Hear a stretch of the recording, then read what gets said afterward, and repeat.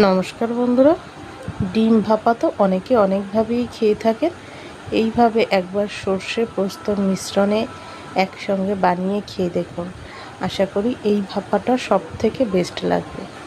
তো ফার্স্টে আমি একটা মিক্সিং জারের ভিতরে বেশ কিছুটা পোস্ত এবং সামান্য একটু সর্ষে, তার সঙ্গে দুটো কাঁচা লঙ্কা নিয়ে এটাকে ভালো করে পেস্ট বানিয়ে রেখে দেব। এদিকে ডিমগুলোকে সিদ্ধ করে সাইডটা একটু ভালো করে একটু কেটে কেটে নিয়েছি।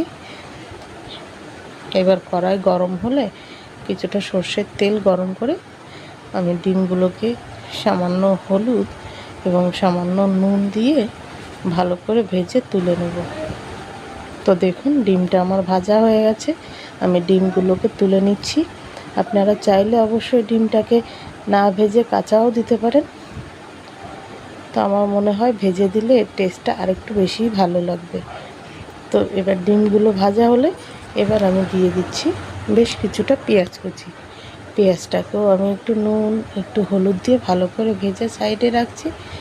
এবার সেই যে সর্ষে পোস্ত এবং কাঁচা লঙ্কার পেস্টটা, তার ভিতরে স্বাদ মতো নুন এবং স্বাদ অনুযায়ী একটু চিনি দিয়ে আমি ভালো করে একটু মেখে নিলাম।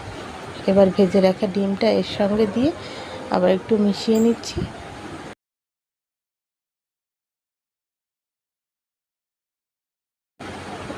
সেই যে পেঁয়াজটা ভাজতে দিয়েছি, দেখুন পেঁয়াজটাও ভাজা হয়ে গেছে। আমি পেঁয়াজটাকেও তুলে ডিমের ভিতরে দিয়ে দিচ্ছি। ডিমটার সঙ্গে ভালো করে পেঁয়াজটাকে মেখে নেব।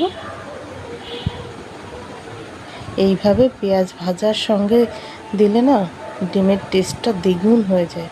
আপনারা অবশ্যই একবার এভাবে বানিয়ে খেয়ে দেখবেন। এবার কিছুটা কাঁচা সর্ষের তেল দিয়ে আবার ভালো করে একটু মেখে নিলাম। এই স্টিলের বাটিটার মধ্যে আমি ভাপা দেব, তার জন্য বাটিটার ভিতরে আমি ডিমগুলো সব দিয়ে দিলাম। পেঁয়াজ ভাজা যে এক্সট্রা তেলটা ছিল সেই তেলটা আমি ডিমের উপরে দিয়ে দুটো কাঁচা লঙ্কা চিড়ে দিয়ে দিলাম। এবার ঢাকনা দিয়ে এদিকে কড়াইতে জল গরম বসিয়ে দিয়েছিলাম। জলটা ফুটলে তার উপরে একটা স্ট্যান্ড বসিয়ে দিয়ে আমি জলের ভিতরে বাটিটা ধরে বসিয়ে দিচ্ছি। তো এইভাবে 15 থেকে 20 মিনিট আমি একটু ভাপিয়ে নেব। দেখুন ডিমটা আমার সুন্দর ভাপা হয়ে গেছে। তো আপনারা অবশ্যই এইভাবে একবার বাড়িতে বানিয়ে খেয়ে দেখবেন, আশা করি খুবই ভালো লাগবে। রেসিপিটি ভালো লাগলে চ্যানেলটি সাবস্ক্রাইব করে পাশে থাকবেন। তো আজকে এই পর্যন্তই, দেখা হবে অন্য ভিডিওতে। টাটা।